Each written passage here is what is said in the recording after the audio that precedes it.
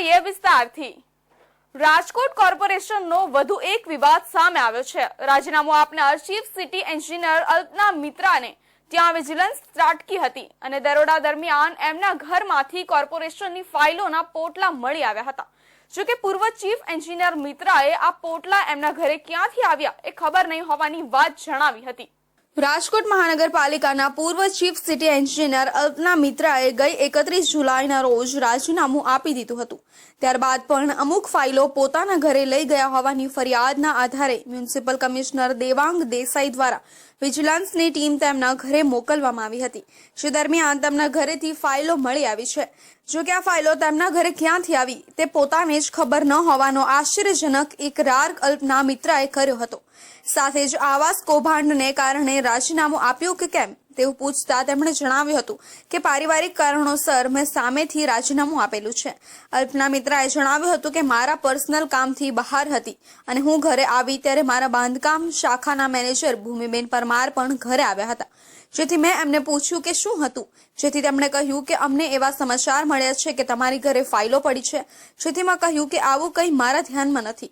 જેથી અમે સાથે જ અમારા ઘરમાં ઉપર ગયા। આ સમયે લિવિંગ રૂમમાં 2-4 પોટલા હતા અને થોડી ફાઇલો પડી હતી। જેથી મેં ભૂમિબેનને વાત કરી કે આ ફાઇલો વિશે મને કંઈ ખબર નથી। મેં કોઈ ફાઇલો મંગાવી નથી, એક પણ ફાઇલ જોઈ નથી, એક પણ ફાઇલમાં સહી નથી। પોટલામાં કઈ ફાઇલો હતી તે પણ મને ખબર નથી। હું મારા પર્સનલ કામે બહાર હતી અને ઘરે આવી ત્યારે ભૂમિબેન પરમાર જે અમારા મેનેજર છે બાંધકામ શાખાના એ હું ઘરે આવી અને એ મારી પાછળ ઘરે આવ્યા। એટલે મેં એમને પૂછ્યું કે શું હતું, તો એમને કીધું કે અમને આવી સમાચાર મળ્યા છે કે તમારી ઘરે કાંઈ ફાઇલો છે। એટલે મેં કીધું ના, હું તો એમની સાથે જ આવી, એટલે એમને પણ ખ્યાલ જ હતો કે હું પણ બહાર જ હતી।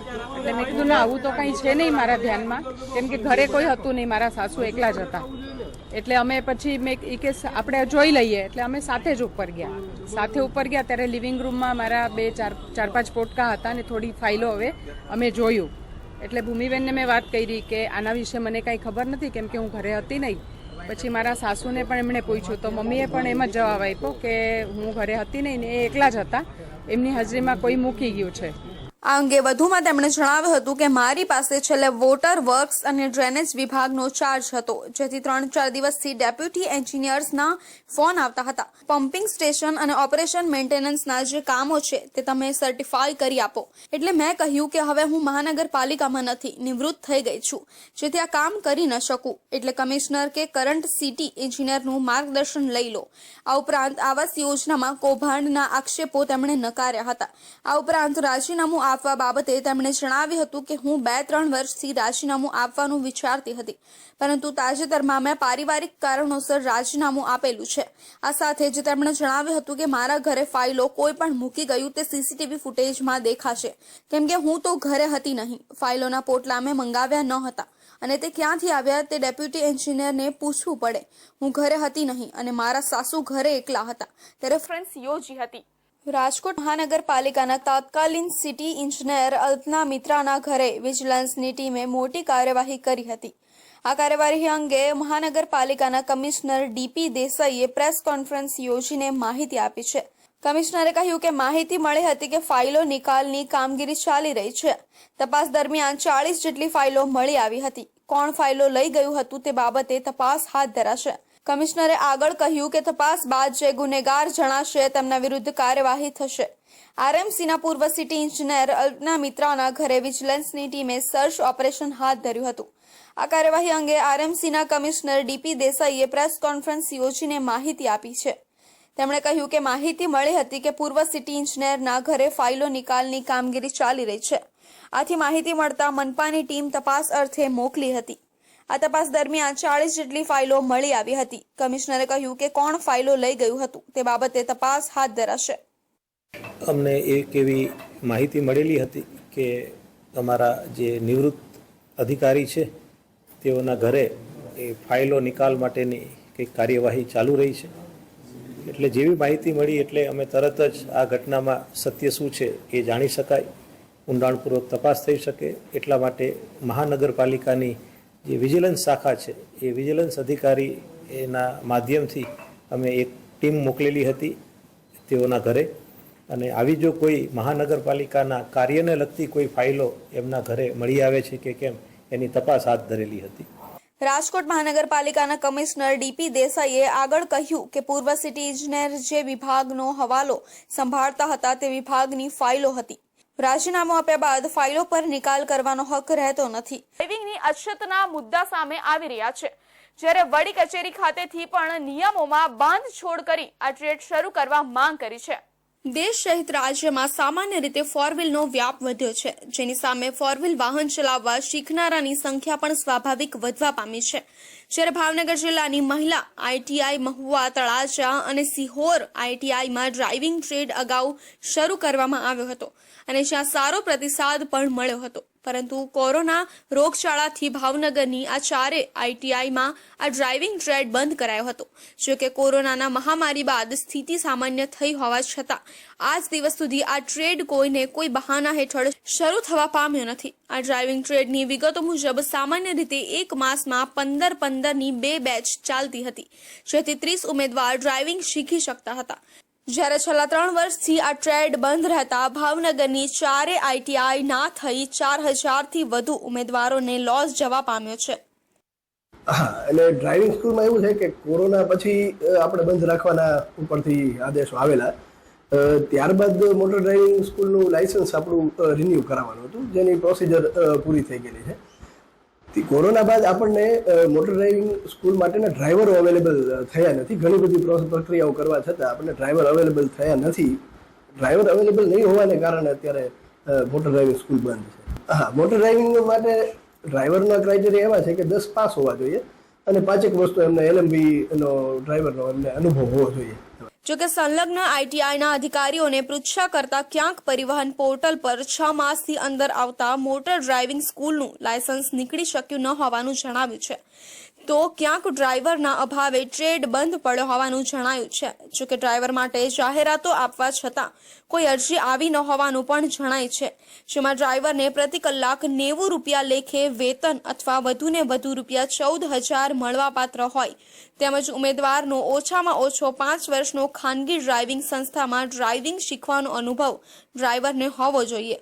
જ્યારે વડી કચેરી દ્વારા નિયમોમાં બાંધછોડ કરાય તો પણ આ ભરતી સરળ બની શકે તેવી પણ એક ચર્ચા છે.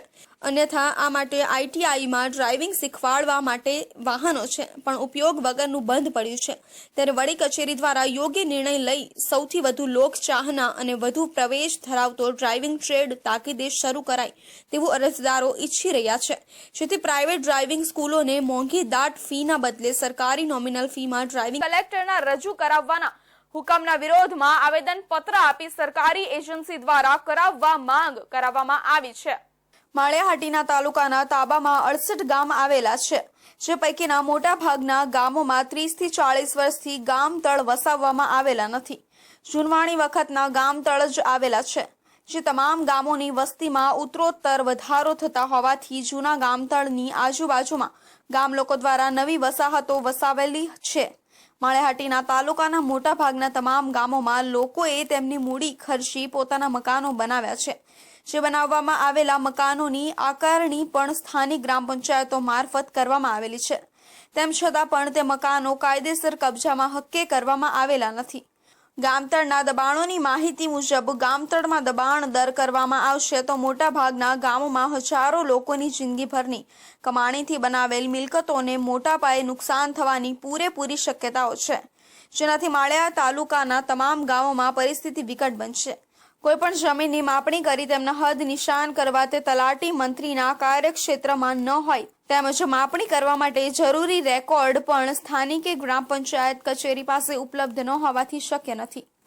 આજ રોજ અમે માળિયા પ્રતિસિંહ તાલુકા વિકાસ અધિકારી સાહેબ તેમજ પ્રતિસિંહ મામલતદાર સાહેબને આવેદનપત્ર આપેલું છે કે અમને જે જિલ્લા વિકાસ અધિકારીએ લેટર કરેલો છે કે 2 દિનની અંદર સુના માપણી કરવી, તેમજ ગામતળની લાગુ ભેણની અંદર જે દબાણો છે એના પણ હદ નિશાન નક્કી કરીને અને ફોટોગ્રાફી કરીને આપવા. એ વસ્તુ પંચાયત દ્વારા કોઈથી શક્ય નથી. અમે કોઈ એ વસ્તુ કરવા માંગતા નથી, કારણ કે હદ નિશાન છે એ કોઈ ડીએલઆર જ નક્કી કરી શકે. અમે અમારી માલિકીની જમીન પણ અમારે માપણી કરાવવી પડે છે, તો આ અમે કોઈ વાતે શક્ય નથી. અને અમારો મહત્વનો અને અગત્યનો મુદ્દો એ છે કે મારા ગામની અંદર તેમજ માળિયા તાલુકાના તમામ ગામોની અંદર કે જ્યાં 35, 40 વર્ષથી નવા ગામતળો આપવામાં આવ્યા નથી અને ગામતળને લાગુ ભેણીમાં જે લોકોએ ગરીબ માણસોએ પોતાની આજીવનની આજીવિકા ઊભી કરીને અને રહેણાંક હેતુના જે મકાન બનાવ્યા છે એને આકારની પણ પંચાયતોએ કરી દીધેલા છે, તો એને કાયમીનો હક આપવો આ અમારી બધાની લાગણી અને માગણી છે. માળિયાહાટીના તાલુકા તાબાના તમામ ગ્રામ પંચાયતોનો ઉગ્ર વિરોધ હોવાથી ગામતળના દબાણો દૂર કરવાની કામગીરી તાત્કાલિક ધોરણે રોકી તેના બદલે આકારણી કરેલ મિલકતોને તાત્કાલિક ધોરણે કબજા હક્કે કરવા યોગ્ય હુકમ થવા તેમજ સીમતળની ગૌચર તેમજ સરકારી ખરાબાની જમીનના હદ નિશાની કરવાની કામગીરી DILR કચેરી તેમજ અન્ય લાગતી વળગતી કચેરીને આદેશ કરવાની માંગ. વેળાએ અચાનક પાણીનો પ્રવાહ વધતા યુવાન પાણીમાં ગરકાવ થતા યુવાન મોતને ભેટ્યો હતો, જેને પગલે ગામમાં શોકનો માહોલ જોવા મળ્યો હતો. વઘઈ તાલુકાના ખાતળ ગામનો યુવાન ધસમસતા પાણીના પ્રવાહમાંથી નાળું ઓળંગતા મોતને ભેટ્યો હતો. ડાંગ જિલ્લાના ગામડાઓમાં ભારે વરસાદ વરસતા નદી, નાળા અને કોતરોમાં પૂરની સ્થિતિ સર્જાઈ હતી. ગામડાઓમાં સતત 2 દિવસથી વરસી રહેલ ભારે વરસાદના પગલે જિલ્લા પંચાયત હસ્તકના 11 જેટલા કોઝવે કમ પુલો ઊંડા પાણીમાં ગરક થયા હતા, જ્યારે 19 જેટલા ગ્રામ્ય માર્ગો વરસાદી પાણીને લઈને અવરોધાતા 40થી વધુ ગામડાઓ જિલ્લાના વહીવટી મથકેથી સંપર્ક વિહોણા બન્યા હતા. માછડી ગામે અમારી ગાયો ચરાવવા માટે ગામની જે અમારા 2 ભાઈઓ જુવાન ચંદ્રકાંતભાઈ અને એમનો ભાઈ આઝાદ જે ગાયો લઈને સવારના 7-1 વાગ્યાના અરસામાં સવારે એ લોકો ગાયો ચરાવવા માટે પેલી સાઈડે એમના ખેતરે એ બાજુ ગયા હતા. અહીંની સાંજની વેળાએ લગભગ 6-1 વાગ્યાની આસપાસ એ લોકો પાછા ગામમાં રિટર્ન થતા હતા અને નદીના પ્રવાહમાં એ લોકો ગાયોને એ લોકો ઉતરતા હતા, પણ અચાનક નદીનો પ્રવાહ વધી જવાથી પાણીનું વહેણ વધારે આવવાથી એક ગાય તણાઈ હતી. ગાયની સાથે એમનો જે ભાઈ હતો એ પણ સાથે જતો રહ્યો હતો અને અડધો કલાક પછી ગાયને મૃત હાલતમાં નદી કિનારે મળેલ હતી. પણ જે ભાઈ આઝાદ હતો એમની લાશ ગઈકાલથી સાંજથી રાત સુધી શોધખોળ ચાલુ હતી અને આજના સવારના સમયમાં ગામના નદી કિનારાના પોટમાં સવારે મૃત હાલતમાં મળેલ છે. તંત્ર દ્વારા પણ પશુપાલકો અને દરેક ગામમાં વ્યક્તિઓને ડુબાઉ નાળા પરથી રસ્તો ઓળંગવાની સખત મનાઈ કરવામાં આવી હતી. ખાતળ માછલી ગામનો એક યુવાન ઢોર ઢાકરોને જંગલોમાંથી ચરાવીને પોતાના ગામ જતી વેળાએ નાળું પસાર કરતી વેળા કરી તેની પાસેથી 1.80 લાખ પડાવી લીધા હતા. રત્ન કલાકારનો મોબાઈલ ઝૂંટવી 1.80 લાખ ગૂગલ પે મારફતે અલગ અલગ બેંક એકાઉન્ટમાં જમા કર્યા હતા. રત્ન કલાકારે વરાછા પોલીસ મથકમાં ફરિયાદ નોંધાવી હતી, જ્યાં ફરિયાદના આધારે પોલીસે મયુર પરમાર અને રોહિત વંશને ઝડપી પાડ્યા હતા. સુરતમાં કામરેજ વિસ્તારમાં રહેતા રત્ન કલાકાર Grindr nearby gay dating and chat application પર ચેટ કરી એક યુવાનને મળવા ગયા હતા, જ્યાં આરોપીએ રત્ન કલાકારનો નગ્ન વિડીયો ઉતારી વાયરલ કરવાની ધમકી આપી 1.80 લાખ રૂપિયા પડાવી લીધા હતા. આ ગુનામાં પોલીસે 2 લોકોની ધરપકડ કરી 80,000 રૂપિયા રિકવર કરી વધુ તપાસ હાથ ધરી છે. અત્રે ઉલ્લેખનીય છે કે સુરતમાં ગે ડેટિંગ એપથી બોલાવી લૂંટ કરતી આ ત્રીજી ગેંગ ઝડપાઈ છે. આ અંગે વરાછા પોલીસ પાસેથી મળતી માહિતી પ્રમાણે સુરત જિલ્લાના કામરેજ તાલુકાના પાસોદરા વિસ્તારમાં 35 વર્ષીય રત્ન કલાકાર રહે છે. રત્ન કલાકારે 5 દિવસ અગાઉ પ્લે સ્ટોરમાંથી Grindr nearby gay dating and chat application download કરી મિત્રો બનાવી ચેટિંગ શરૂ કર્યું હતું. આ દરમિયાન 1 ઓગસ્ટના રોજ અજાણ્યા વ્યક્તિએ હાઈનો મેસેજ કરી ચેટ કર્યા બાદ વરાછા જગદીશનગર સ્થિત જાનકી જ્વેલર્સ પાસે મળવા બોલાવ્યો હતો. રત્ન કલાકાર જગદીશનગર ગયો હતો, જ્યાં અજાણ્યા વ્યક્તિને મળ્યો હતો. આ દરમિયાન અજાણ્યો વ્યક્તિ તેને જગદીશનગરના એક મકાનમાં લઈ ગયો હતો, જ્યાં રત્ન કલાકાર બેઠો કે તાત્કાલિક જ 3 અજાણ્યા લોકો રૂમમાં ઘૂસી આવ્યા હતા અને અહીં કેમ આવ્યો છો, શું કરો છો એમ કહી રત્ન કલાકારનું નગ્ન વિડીયો ઉતારી લીધો હતો અને બાદમાં ધાક ધમકી આપી પર્સ માંગ્યું હતું. રત્ન કલાકારે પર્સ ન હોવાનું જણાવી મોબાઈલ ફોન લૂંટી લઈ વિડીયો વાયરલ કરવાની ધમકી આપી પાસવર્ડ મેળવી લીધો હતો. બાદમાં Grindr nearby gay dating and chat application delete કરી ગૂગલ પેનો પાસવર્ડ લઈ અલગ અલગ બેંક એકાઉન્ટમાં કુલ 1.80 લાખ રૂપિયા ટ્રાન્સફર કરી લીધા હતા. આ સાથે કોઈને જાણ કરશે તો મારી નાખવાની અને વિડીયો વાયરલ કરવાની ધમકી આપી હતી, જેથી રત્ન કલાકાર ડરી ગયો હતો. બાદમાં આ ઘટનાની જાણ તેના મિત્રોને કરી હતી અને જે બેંક એકાઉન્ટમાં પૈસા ટ્રાન્સફર થયા તે અંગે બેંકમાં તપાસ કરી હતી. 50,000 રૂપિયા ભરત જેઠા ગોહિલના એકાઉન્ટમાં, 1 લાખ રૂપિયા મયુર બળદેવ પરમારના ખાતામાં અને 30,000 રોહિત નારણ વંશના ખાતામાં ટ્રાન્સફર થયા હતા. આ સમગ્ર ઘટનાની જાણ રત્ન કલાકારે વરાછા પોલીસ મથકમાં કરી હતી, જેથી વરાછા પોલીસે તાત્કાલિક ફરિયાદ નોંધી 2 આરોપીઓને ઝડપી પાડ્યા છે. પોલીસે મયુર બળદેવ પરમાર અને રોહિત નારણ વંશની ધરપકડ કરી છે અને 80,000 રૂપિયા રિકવર કર્યા છે. હાલ પોલીસે અન્ય આરોપીઓને પકડવાના ચક્રો ગતિમાન કર્યા છે. સુરત શહેરના વરાછા પોલીસ સ્ટેશન વિસ્તારમાં online apps Grindr, nearby gay dating and chat apps મારફતે આ કામના ફરિયાદીને અન્ય વ્યક્તિઓ સાથે સંપર્ક થયેલો અને આ સંપર્ક દરમિયાન આ એપ્લિકેશનના માધ્યમથી તેઓએ મેસેજ કરી અને ટેલિફોનિક વાતચીત કરતા આ કામના ફરિયાદીને બોલાવી વરાછા જગદીશનગર ખાતે બોલાવી અને પોતાના રૂમમાં ચોથા માળે લઈ જઈ અને એ દરમિયાન અન્ય 3 ઈસમોએ પ્રવેશી અને ફરિયાદીને ધમકી આપી અને તેના મોબાઈલથી ગૂગલ પે મારફતે રૂપિયા 1,80,000 આરોપીઓએ પોતાના ખાતામાં ટ્રાન્સફર કરાવી. અત્રે ઉલ્લેખનીય છે કે સુરતમાં ગે એપ દ્વારા યુવકોને ફસાવી લૂંટી લેવાની આ ત્રીજી ઘટના છે. આશ્ચર્યજનક રીતે આ ત્રણેય લૂંટમાં આ ગેંગ એકબીજા સાથે કનેક્ટ ન હતી. સુરતના વરાછા અમરોલી વિસ્તારમાં ગે એપ્લિકેશન દ્વારા લોકોને શિકાર બનાવવામાં આવી રહ્યા છે. મેસેજ થકી વાત આગળ વધ્યા બાદ મળવા દરબારનું આયોજન કરાયું હતું. 172 સાયબર ક્રાઇમનો ભોગ બનેલા વ્યક્તિઓ આ લોક દરબારમાં ઉપસ્થિત રહ્યા હતા. આ ઉપરાંત સાયબર ક્રાઇમનો ભોગ બનેલા વ્યક્તિને 38 લાખ જેટલી રકમ જે તે વ્યક્તિને પરત કરવામાં આવી. લોક દરબારમાં સરકારી એડવોકેટ નયન સુખડવાલા પણ ઉપસ્થિત રહ્યા હતા. વધતા જતા સાયબર ક્રાઇમના ગુનાઓને ડામી દેવા અને સાયબર ક્રાઇમના બનતા ગુનાની તપાસ દરમિયાન ભોગ બનનાર અરજદારને રાહત મળે તેવો નવતર નિર્ણય ગુજરાત પોલીસ દ્વારા અમલમાં મૂકવામાં આવ્યો છે. ત્યારે ગુજરાત પોલીસના આ નવતર નિર્ણયથી લોકો માહિતગાર બને તે માટે સુરતના કતારગામ પોલીસ સ્ટેશનમાં લોક દરબારનું આયોજન કરવામાં આવ્યું હતું. સુરત પોલીસ કમિશનર અનુપમસિંહ ગહેલોતના અધ્યક્ષ સ્થાને આ આયોજન કરવામાં આવ્યું હતું. આ દરબારમાં સરકારી એડવોકેટ નયન સુખડવાલા પણ ઉપસ્થિત રહ્યા હતા. સુરત પોલીસ કમિશનરે જણાવ્યું હતું કે વર્તમાન સમયમાં સાયબર ક્રાઇમ એક મોટો પડકાર છે. નાની નાની રકમ લોકો ગુમાવ્યા બાદ પરત મેળવતા નથી, પરંતુ લાખો રૂપિયા ગુમાવનાર વ્યક્તિઓ બદનામીના ડરે કેસ કરતા નથી, જેથી સાયબર માફિયાઓની હિંમત વધી જાય છે. યોજાયેલા લોક દરબારમાં સાયબર ક્રાઇમનો ભોગ બનેલા વ્યક્તિઓ પણ ઉપસ્થિત રહ્યા હતા અને કેવી રીતે પોતાની સાથે સાયબર ક્રાઇમ થયું તે અંગે જાણ કરી હતી. આ સાથે પોલીસ દ્વારા સાયબર ક્રાઇમનો ભોગ બનનાર વ્યક્તિને 38 લાખ જેટલી રકમ જે તે વ્યક્તિને પરત કરવામાં આવી. આજે સુરત શહેરના ડીસીપી ઝોન 3 શ્રી પિનાકીન પરમાર દ્વારા એની જો સમગ્ર જો પોલીસ સ્ટેશન જો એના તાબામાં આવે છે, આ વિસ્તારમાં જેટલા સાયબર ક્રિમિનલો દ્વારા અમારા લોકોના જો ચીટિંગ કરવામાં આવી હતી, જો હાવ નાની રકમો હતી, 400 રૂપિયા 500 રૂપિયા લઈને 1000, 2000, 5000 તક હતી અને એના જ્યારે બનાવ આ લોકોના સાથે ત્યારે આ લોકો જો સાયબર ક્રાઇમ પોર્ટલ ઉપર ફરિયાદ કરી હતી. ફરિયાદના અંતે જો અને પોલીસના પ્રયાસના અંતે આ બધા પૈસા આપણા રિકવર પણ કરવામાં આવેલા અને આ જ પૈસા આ લોકોને પરત કરવા માટે આજના કાર્યક્રમ અહીંયા આયોજિત કરવામાં આવેલ. સુરત પોલીસ કમિશનર દ્વારા પણ લોકોને સાયબર ક્રાઇમ બાબતે માહિતગાર કરવામાં આવ્યા હતા.